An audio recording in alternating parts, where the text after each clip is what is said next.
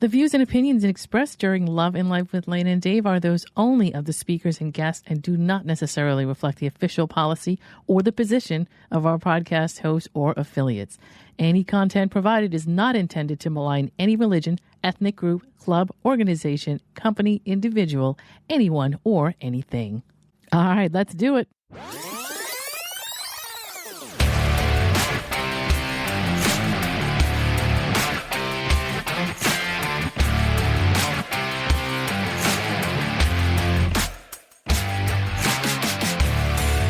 You're listening to Love and Life with Lana and Dave, the podcast where logic is power and you take control. Thank you for tuning in and making the choice to listen in and get ideas for your own love and life. Now, here are your hosts, Lana Williams and David Vaccaro. Welcome to the podcast. This is our series on emotional regulation. Let's not waste any time. Here we go. Rissa is a friend of mine through a group that I created, and she's kind of a moderator of a group I created for, I would say, Myers-Briggs. Not everybody follows Myers-Briggs, so I would say that we're just sort of an introverted and analytic society, right? And it's a lot of women because we tend to be the rarer type. We met each other that way. Now, she's in North Carolina, and she is a therapist in North Carolina, and the two of us have decided, or actually, I asked her to kind of strong armed her into this because there's a conversation that we were having recently about self-regulation, and it all started with this issue that I won't go too far into that happened in my own personal life, where there was a job issue that happened, and somebody that I knew that was let go from a job really lost their mind and did a lot of almost, I think, damage to their reputation. If there is a business person, it was the kind of thing where I'm surprised that they still have a job with some of the stuff that they did, and I don't know how long that's gonna last. But like just a curiosity of like something happening that just really throws you off, or you don't know how to deal with it, and like just a really visceral, crazy reaction to it, where you destroy yourself almost. How does it happen? You know, why does it happen? If you watch somebody do that, it's like just like you watching them just burn themselves, like just to stand in a fire and burn themselves up, and you're just like, that's gotta hurt. Like, why are they doing that? It's like weird. So anyway, that started my curiosity about it. And then just like my weird way of dealing with things as a person when I deal with any kind of issue, a lot of it is because I detach myself. And so I don't destroy myself in the process of reacting, but other people do. So we wanted to just talk about self-regulation a little bit. And I wanted to just say hi to you and have you say hi back. And, hi, I'm Marissa and here's what I do, and or whatever you want to say to people who are listening.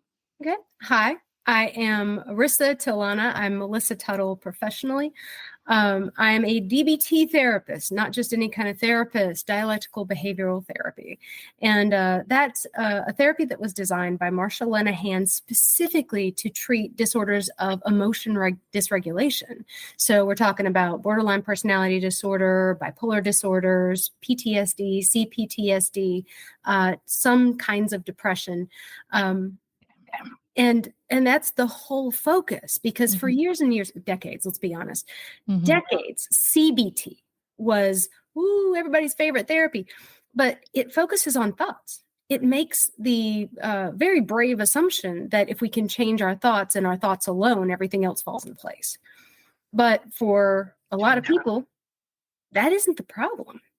It's actually figuring out how to get your limbic system to calm down, how to get your dorsomedial prefrontal cortex and your anterior cingulate gyrus to talk in a friendly way, right? You're making me excited talking about all this. I'm such a nerd. Sexy stuff, right? It is to me. I'm sure that people listening are like, what? Wait, what? What happened? I missed a lot of that. But anyway. Your brains. Yeah. Functions, different part. Well, all the layers and the chemistry.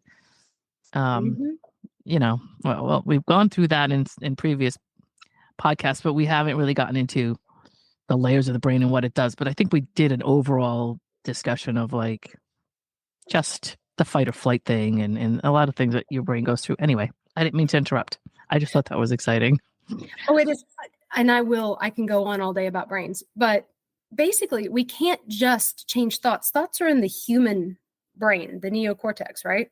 And you've got your midbrain, and then you've got what I think of as the lizard brain or your brainstem. And the closer it is to the spine, the more power it's going to have over your behavior. So your lizard brain, which is survive, breathe, blood pressure, sleep, sex, that's going to be the most powerful if it's activated. And then we've got kind of our old brain, but not the most ancient. And that's our feels and our sensory integration, sensory meaning making. And so if that gets activated, welcome to your amygdala and all those guys, it's going to take over from this part, which is our lovely rational brain, where we make good decisions and we think through things. So as long as these guys are activated, this isn't really online. So in DBT, we teach people how to bring their lovely human brain online better. I like it. I like it. I'm all for that. I think most people should be able to get to their brain and get it activated. That would be nice. It would be I think it's funny because as you see people get older, you're just kind of like, and I maybe it's unfair on my part to be judgmental and say, and I had to grow up young. Melissa, she kind of knows my general story. And we're still trying to decide, was my mother borderline? Was my mother some sort of covert narcissist? We're not really sure. But there's a lot of things that she did that caused me to have to stop and grow up really quick. It's very young, I still do things that I have to stop and go, wait, I can't, automatically respond to that. I want to do that, but why? I guess because my personality is more like, I'm very interested in analyzing my own behavior. I know a lot of people don't like that. I think it's fascinating. I'm like, the world's most exciting test subject is me because I'm always available. I'm always okay with it. I don't bother myself. I'm already there. So I've always done that. I can't take other people apart and go, how do you work? Because they don't like that. So I'm always a willing participant. But I guess if somebody, I guess, first of all, it's so weird because it's like you have to know you're doing it to know you don't want to do it. So I guess there's also some people that have a justification in the fact that they are doing it and think it's fine. I guess we can't really reach those people, although I'm not sure if you've ever gotten to that point where somebody has to kind of almost voluntarily say, I don't like this. I don't want to do this anymore. This is not good. This is causing issues for me. This is, where's the awareness come from that you would even have in the first place to know that you're doing this and that you don't want it to continue? So most people don't know that their problem is emotion regulation. They have no clue. When my clients first come to me, it's usually because they're just miserable. And they come to me with a fix this. Chances are, if you are generally miserable, dysregulation is happening. So how would you know? Well, are you miserable? Are you? That's good. Yeah. So when we talk about regulation, the way we define, because you've got to define your terms, right? Right. So if we talk about self-regulation, most people think about being calm, but that's not really self-regulation. You can dissociate and be calm as a bean because you're not there, right? So regulation means being able to respond to the real events of the moment in an effective way. That word effectiveness is what we really focus on. And I do this with my clients a lot. It's not a gun. It's not the word loser. It's short-term and long-term, right? Okay. So when we talk about effectiveness, most of us are right here, right? We're thinking about the now. What is effective to change what I'm feeling, what I'm experiencing right now? That's not great if you can't also think about this. So for example, if I meet somebody and they are annoying, like deeply annoying, I could fix that. I could throat punch them, good sock to the esophagus. Yes. They will stop. And I will feel better in the short run. But in the long run, orange is not my color. I'd be responsible for a whole bunch of time in court. So It's the new black, though, isn't it? Right? Well, not when you're Well, this pale. that's true. I just look like I have typhus or something. So, effectiveness. How do we, in the moment when the thing is happening, have the power to choose action, to direct our thoughts and our analysis in a way that is commensurate with long-term outcomes that you're going to like? And feel a little less like, I'm sure people come to you and say, this all is happening to me and I didn't ask for it and I don't deserve it. Mm-hmm. Woe is me, a lot of things. And I'm not trying to minimize anything or make it sound, but I think that's probably like the mindset that somebody probably has, is that like, it's just like the world and the universe is like against them in some way, maybe. Well, and they're not wrong. Right. So, like, if I think about my ladies with borderline personality disorder, they have a real difficulty with emotion regulation. And it usually bursts out as intense fear or intense anger. Well, if they approach their world with intense fear or intense anger, the world is going to respond in kind. So the D of DBT, dialectics, these two things can both be true. I can be acting completely out of pocket and the world can be treating me cruelly. These can both be true at the same time. Right? Yeah. You're talking about insight. Like, can I see that the things that I do are leading to outcomes that then affect me? It's the loop. Biosocial theory, we talk about, like, I do things, I affect my world responds to those things, which affects me. And I can decide, do I spiral up or do I spiral down, if I know I have a choice? And that's where therapy usually starts. I like that. That's true. That makes sense. Yeah. We're going to make a lot of sense. You start making me reflect on my own life while I'm trying to do this. Oh, no, don't start that now. No. That'll take forever. I could be dead before I finish that. Oh, but it's fun.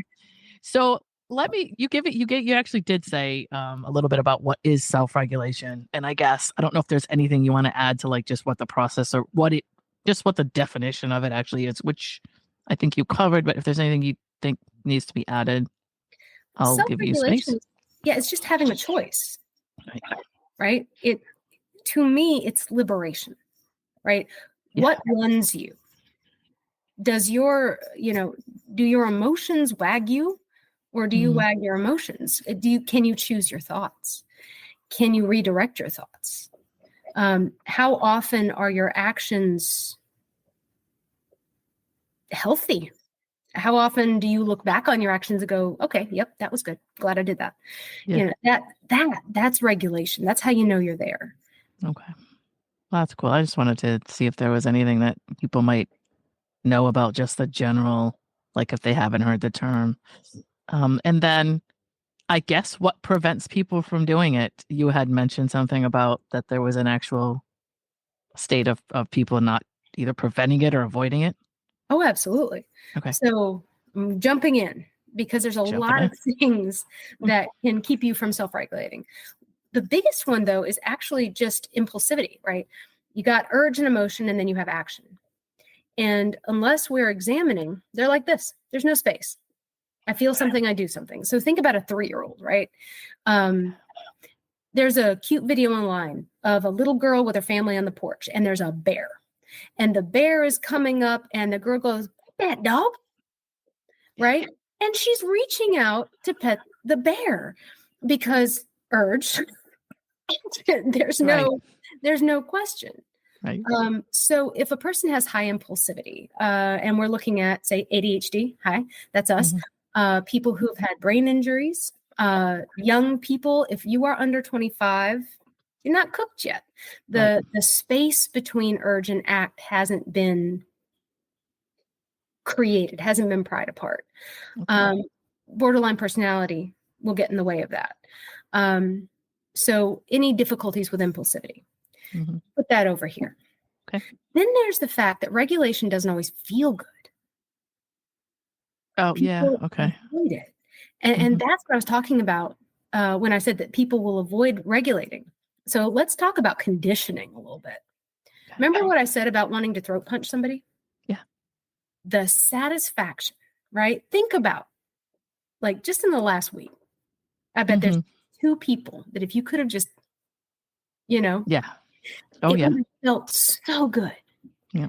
But the regulated thing, of course, is to decide how to respond and remain in control of your actions and be the bigger person and all that wonderful stuff. But it leaves you with this feeling, right? It's hard. It's hard. It's hard. Right? Yeah. So that satisfaction is, I call them cookies, a reinforcer, right? If every time you punch someone in the throat, I gave you a cookie, you'd punch people in the throat more. Well, that feeling of relief, that feeling of righteous anger, that feeling of satisfaction is a massive reinforcer, right? Yep. The other thing is that sometimes it works. Impulsivity works. It gets you what you want. Right. Right. So those are some of the reasons people don't want to regulate, because in the short term, it doesn't feel great. Right. It's very difficult, and it's not modeled very much. I'm trying to remember, just using my own personal, it's weird because to me, I guess my satisfaction in a way is that I feel like I'm the better person and I'm not trying to be superior, but I will see somebody that flips out as like, what are you doing? I don't know. And I don't want to be judgmental, but I've also was a kid that didn't have a whole lot of, I was a tantrum kid when I was young. And I did when I look back at the reactions to stuff I had problems with, I'm the only one that ever got damaged from what I did. Like it was always, I always destroyed something of my own, or I always like broke up a friendship that I wanted, or it was just always something that I ended up paying the price for. So that's kind of how I started thinking about it, I guess, in the beginning. Not only that, but I had a mother who, everything that I did, every reaction I had, my mother was the type she was looking for reactions. Like that was her whole thing. And it was a very big satisfaction to me to not give it to her. It used to drive her crazy. And that's how I learned not to respond. I actually very poker face at a young age. Yeah. Because anything I did had a consequence in any direction. If she punished me and I was happy when she took me off punishment, my mother would sometimes reinstate punishment because I was too happy. Same I was here. too happy about it. I didn't learn anything. We had very similar parents that. Yeah. If I cried, it would be like, well, good. She'd double down. Well, you good. Now you're learning your lesson. So like, I just learned not to respond to anything in any emotional way or express it anyway. Right. So that she saw it, So then we move into the choice element. Let's say that now, grown woman, let's say you want to express an emotion because it would be effective in the moment. See that face. See, there it is. So no. that's where regulation gets really neat. Yeah. Because sometimes the regulated thing is the expression of emotion. Effective in the moment. That's cool. Isn't it neat? It is. Because it becomes a force of habit. I think it's like anything, right? I guess eventually. Well, the unexamined life is not worth living. Don't remember who said that, but I mean, there we are. So this ability to express when you want to in the way that you want to, instead of being pushed into expression or pushed into non-expression, to say, okay, in this moment, this is what I want to do. That's also regulation. Okay. That makes sense. Now, if you're stunted, like myself, everything seems contrived. So there's a point of no return or a point where it's too far, I'm assuming. Where you could be happy in the moment, but you feel like if I look, you start to almost overcorrect yourself on emotions you have that probably would be completely harmless. But for some reason, you want to cage them. Absolutely. We would call that over control. So in DBT, we have disorders of under control and disorders of over control, right? Okay. And so what you're describing is being over controlled, right? So controlled that you can't let things out. And what this usually leads to is what we call leaking. So have you ever seen a rice cooker that somebody didn't pay attention to? Yes. So cooked it, right? Yeah. So over control tends to lead to that. Okay. But the thing you said that was interesting to me is too late. No, because almost any behavior that can be learned can be unlearned. It would just be a matter of like how embedded the programming is or whatever that you've done, that you would have to probably do a whole lot of work to undo it. I mean, practice. That's what therapy is, isn't it? Right. Well, a lot of therapy is me manipulating people into doing what they want to do anyway. Okay. Not going to lie. No, that's fair. You know, You're showing them a path, or you're giving them, like, oh, I often always I'm looked at it like you have all of these things you want, but there's a disorganization of your thoughts. Mhm. And if you go to somebody that is trained in that, they can organize your thoughts, and they can say, here, look, here's a path here. I know you couldn't see it because it had a bunch of debris on it, but that kind of thing, maybe. Well, A little bit. also just straight up tricking people. Yeah. So I'll tell a story. I have to be careful about names and identifying stuff, but I have a client that I've been working with for a minute, pretty severe dysregulation, really intensely negative childhood, name a way. If there's a way for a childhood to be bad, she had it. So we were having a session, but I was sick. I still am a little sick. And so it was going to be online, but she was very afraid of using the telehealth. And she predicted it would be terrible, right? So I said, well, let's go ahead and do it anyway. So this is where my trick starts, because I know that for this client, being with me is very regulating. So I never get to see her dysregulated. Okay. Right? Because I regulate people. I chill people right the hell out. Like, I'm really good at it. You're like a ninja. Are you like a magician in a way? I'm a brain ninja. Sorcerer? Brain jujitsu. I've been called a brain witch more than once. That's awesome. So I needed to see her dysregulated in order to teach her how to regulate in vivo in the moment. So she starts struggling with getting on and gets very dysregulated. And finally she gets on, we end up doing a call. And by allowing her to struggle and become dysregulated, I could then walk her through the steps of bringing herself back under her own management. Right. But I had to let it happen. So I am often tricking people into behaving the way they wish they could behave. In jiu-jitsu, we have a concept called kazushi, which means to unbalance someone. And of course, if you're fighting, you're trying to make the person fall down and get hurt. I'm trying to make the person fall into the behavior they wish they could do. And then I go, oh, that's it. That right there, what you just did. That's the one. Let's do it again. That makes sense, because if they've already gone through it, then they can maybe identify it, or it's somehow. Exactly. How do you know what it looks like if you've never done it? Also, it must be interesting, or it's like a teaching moment to find somebody that is doing something that they don't want to do, so that you can say, okay, here's what you don't want. So you can't teach people to do something.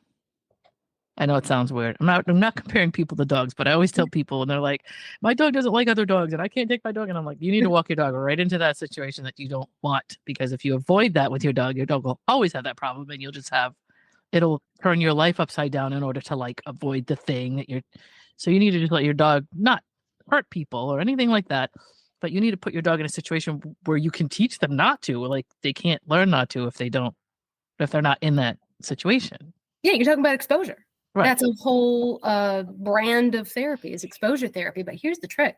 Not only do you need to walk your dog into that situation, you need to soothe the dog while in the situation. Well, humans are not that far from any other mammal. You know, I know we like to think we're super special, but we're not. I know. Sometimes I wonder if we're worse. Well, bless our hearts. It's that neocortex that we were kind of, the neo is too neo. But yeah, so we're talking about exposure. Let's get you in the situation, and then let's soothe you so that you can associate the situation with being soothed instead of being all riled up. So we're back to conditioning, right? So there's I was talking about this earlier and I wanted to bring it back. There's really just 3 prongs of behavior for humans. You got your thoughts, you got your feels, and you got your actions, right? Well, if I said, Lana, I want you to picture a bowling ball with a nose rolling towards pins, hitting its own nose over and over. Got it? Yep. You can choose your thoughts. Okay. If I said, Lana, put your right hand straight up in the air. You can choose to do that, right? Okay. Yes. Lana, in this moment, I want you to feel absolutely exuberant joy. Don't think of something to instigate it. Just feel it. Yeah, I can't do that. You can't do it. No. We can't. Yeah. can't do it. And that's because emotions are just chemical states in the body. You can't choose your emotion any more than you can like say, hey, pancreas, make the right amount of insulin. Right. You can't do it. Yeah. Makes sense. So when we're talking about self-regulation, this is the last thing we get to. We have to use our actions, which can be body state. So if you are a person who is irritable or anxious, you're probably going to walk around with your jaw clenched, which sets a feedback loop to your brain of being tense, of being on edge. So if I teach you to drop your face, loosen your jaw. I've had clients that when I taught them to do this and they did that, they had never felt this muscle stretch because they'd never let go. Oh, wow. Of that clenched state, right? We carry here, hands, just walk around with the hands, the shoulders, right? Yeah. So that's actions, right? Yeah. We can also be more aware of thoughts. And the more stories you carry, the harder it's going to be to regulate. Meaning, your past. Well, no, just stories. So have you ever heard someone say it feels like? Yes. I'm averse to that. I don't like it. Good, because it's awful. So like if someone says, well, it feels like you hate me. Yes, I know. Yep. Well, I agree.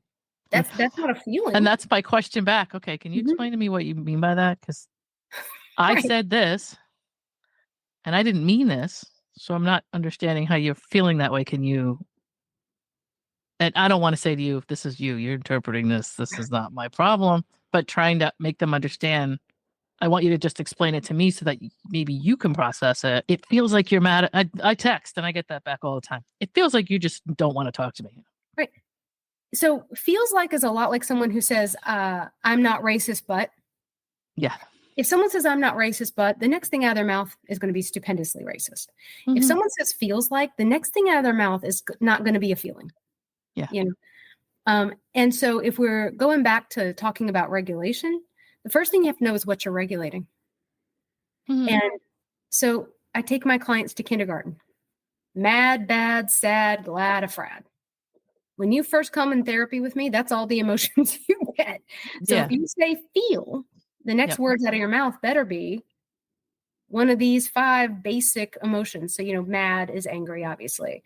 Bad is guilt and shame and embarrassment. Sad is everything from like, oh, SPCA to like the depths of despair. Glad is any positive emotion. And afraid, of course, is afraid, but afraid doesn't rhyme with mad. But yes, fear and fear-based stuff.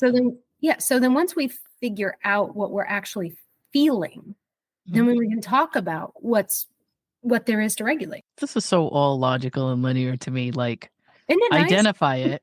I mean, but yeah. Like I need to make this what it's always to me, like I said, I'm weird. I call myself weird in the sense that I put myself under a microscope frequently. Well, I think that this is, or I feel this way. Why? I'm just sitting here watching a show, or I'm sitting here clipping my toenails or whatever. Where's this feeling coming from? And I have to go investigate the source of it. And I may not understand it, but at least I know it doesn't. I guess I'd like try to make sure that it matches the situation I'm in. Like, am I at a 10 when I'm should be at a 1? What is happening here? So, well, yeah. So you're asking, does the emotion, its intensity, and its duration match the facts of the situation? We call that a fact check in DBT, right? Because you can have an emotion that matches perfectly. But its intensity and duration make no sense. And it's fair. Even if you do come out with, yes, I'm supposed to feel this way, it still doesn't help. It doesn't hurt to look at it, right? It still doesn't. And it doesn't, I don't think it hurts you or sets you back any to like take 2 seconds or whatever, however long it takes, right? To just stop and go, all right, wait a minute. You know what I mean? Well, not at all. Yeah.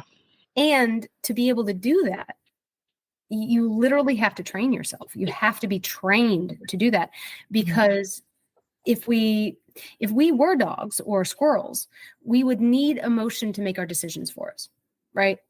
Feel afraid, run away. Feel angry, bite. We for example, you like to go out and walk with the puppers, right? So if you're walking along And you think you see, I don't know if Rhode Island has snakes, but down here in the South, we've got cottonmouths and copperheads and rattlesnakes and all kinds of stuff. So let's say my dog are passed last year, but let's say I'm walking my used to be dog and I see a snake. Now, if I had to go, right, that appears to be a snake. Let's see, is that a venomous snake or not? By the time I've done the cognition, somebody's gotten bit, everything's gone bad. So to some degree, we need our emotions to inform us about the world. And so that's our default mode. So if I feel mad at you, our default mode is to assume that if I'm mad at you, you did something wrong. Right. That makes sense. Right? That should make sense. Right. The problem is emotions are dumb. Like they're literally stupid. They just quickly take sensory information and they go hormones. Yeah. And so you have to teach someone the very anti-intuitive, not even counterintuitive, but anti-intuitive behavior of feeling an emotion and then pausing. And remember when I did this, that's prying apart the impulse and the action. I have a question. Is there anybody out there that's medically unable to do that will never be able to put those two sides together or separate them? Absolutely. Where it's like, it's not, there's a whole different way of dealing with it, and therapy's not technically going to help very much. I just wondered. Oh, absolutely. Neurological disorders can do that to you. Brain injury. Yeah. It's one of the reasons that I am not enamored of American football or boxing. Yeah. CTE. Right. The repeated in hockey now, I think hockey's starting to look at it, I believe. Well, from the fights, because what they do, they grab them and then they start with the massive gloves. And so what you're damaging is this. Yeah. This is that dorsomedial prefrontal cortex that I was babbling on about, right? So if that is impaired, you don't have the ability to pause. Right. That is very much a frontal lobe activity. That moment of, I'm feeling a feeling. Let me stop and orient to what's actually happening. That does, when you explain it to me, and even though I do it so much that people around me think that something's wrong with me. Why aren't you reacting to this? I'm like, well, because I have to sit and what's the word I'm looking for? I have to do recon, or I have to kind of you have to cogitate. Whatever. But there are people who will find it off-putting that you're not reacting quickly enough, you're not reacting loudly enough, you're not passionate enough about it. But because they have a story about the meaning. They have a story. See where the stories get in there? It feels like if you're not reacting, you don't care. I know. I hear it all the time. I know. Like, well, I used to have there was a phrase my family used to say, not many of us younger ones do, but the older ones. Well, if you cared about this, you would do this. I used to call them qualifying statements. Yeah, qualifying statements. That like, if you cared, you would have called me last night. My mother would get sick. I wouldn't know it. I'd call her and I'd say, hey, are you okay? And she'd be like, well, I'm sick. If you called me, you would have known that I was sick. My family did that, a guilt attribution to everything that they think you should have done based on some weird internal desire they had that they didn't tell you about. And that is what it is. And then she would be dysregulated, wouldn't she? I mean, if we coming right back to the beginning, she would get herself upset by believing her story, not based in any kind of reality, that if this, then that. Yeah. That's interesting. I learned something today. And when I learn something, I'm happy. I'd like to learn every single day. If you were just somebody that was like listening to this podcast and that said, I do really fall prey to my emotions more than I should. And I really do burn bridges when I shouldn't. What would be the steps to like begin self-regulation? Obviously, if it was a long-term deep thing that somebody should seek therapy, but like, what would be some beginning steps of like, should they take a journal and write things down? Or is there something that you think that they should do to begin the process of investigating? Absolutely. Soft skill. Okay. And the terrible thing about DBT skills is that every single one of them, once you learn them, you're like, oh, obviously. But until you learn them, you never think of them. Okay. So this person, your listener, could say, okay, I'm going to do 4 things. The minute I feel a body sensation that I associate with emotion, and I tell people any emotion, because dysregulated love, not better than dysregulated anger. Okay. The S is literally stop. Like go back to freeze tag when you were in 3rd grade. Don't talk, don't move, don't breathe, nothing. And, my clients will be like, but what if I'm doing something and I can't stop? And here's what I tell them. When you were in like 1st or 2nd grade, do you remember when the firemen came and did the fire safety program at your school? Everybody in this country knows a 3-word phrase. What is it? Stop, drop, and roll. Right? When do you use stop, drop, and roll? What is happening? No, I'm well kidding. We've never used it since we learned. Yes. When do you use the it? first. Yes. What's happening to you? A fire You're or on fire. an emergency Your or something. body is on fire, right? Yeah. So if we can ask you to stop when your body is on physical fire, I think it's reasonable for us to ask you to stop when you are emotionally on fire. Yes. I think that's fair. Yep. Nope, So it's fair. It is. Right. All right. So that's the S. Is just literally stop. The T is take a step back. So you can do this physically, like actually move back, move your body back, but do it mentally as well. I tell my clients, I'm not wiser than you. I'm not smarter than you. It's just that you're in your corn maze and I'm like a drone above the corn maze. I can look down and see all the turns, right? Because I've got distance.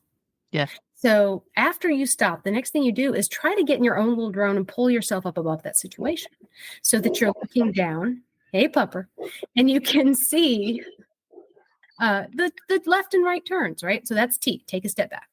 Okay. And we're not done. The O is observe and describe. So moving out of judgmental stance and into factual description of what's actually happening. And I think of a flashlight. It only shines light where you aim it. So you've got to move that sucker yourself and then out and then back at yourself and then back out again. What's actually going on here? The question I get my clients to ask is what's real here? Your emotion is very real, but your thoughts aren't necessarily real. The facts of what's outside of you are real, right? But your interpretation of them, not necessarily.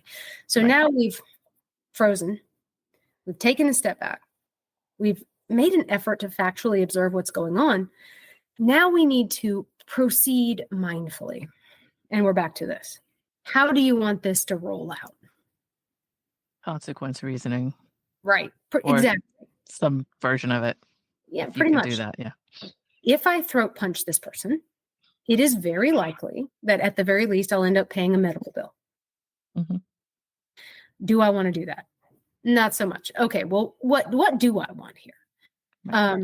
So if you just take that one skill, assuming that you don't have, like you said, if you don't have like deeper underlying stuff and long patterns that are going on, if you're just like average person, if you do that every time you think of it during the day, not for reasons, just stop. Or you feel an emotion rising, do the stop skill. You'll start to naturally develop space between urge and act over time. A great thing to do, there are apps that will make random alarms sound on your phone. The one I liked best, it doesn't exist anymore, it was called Buddha bells. And it would be a random moment. Your phone would start ringing with bells and you do a little stop. Okay. And then move. And you associate it with something like that. Or you can always hydrate too. Throw in some hydration in there. Okay. Yep. You stop. And before you start to do anything else, you're like, do I need water? Take a sip of water. I should drink some water and then continue. Yeah, we call it quiet the baby. Are you thirsty? Are you hungry? Are you sleepy? Right? I like that. Yeah. That's kind of funny. But it's true. Yeah. Sometimes you're hangry. Right. You're hangry. Sometimes it's just go eat some protein. Hey, we hope you enjoyed part 1 of our series on emotional regulation. Stay tuned. Come back next week. And in the meantime, download, subscribe, give us a 5-star review, and make sure you have our site handy, www.lanaanddave.com. We'll be back next week. Bye-bye. Hey, you just listened to Love and Life with Lana and Dave. Thanks for joining us, and we hope you enjoyed it. If you did, please share the podcast, leave us a comment or review, And don't forget to subscribe so you don't miss any new content. We'll see you soon.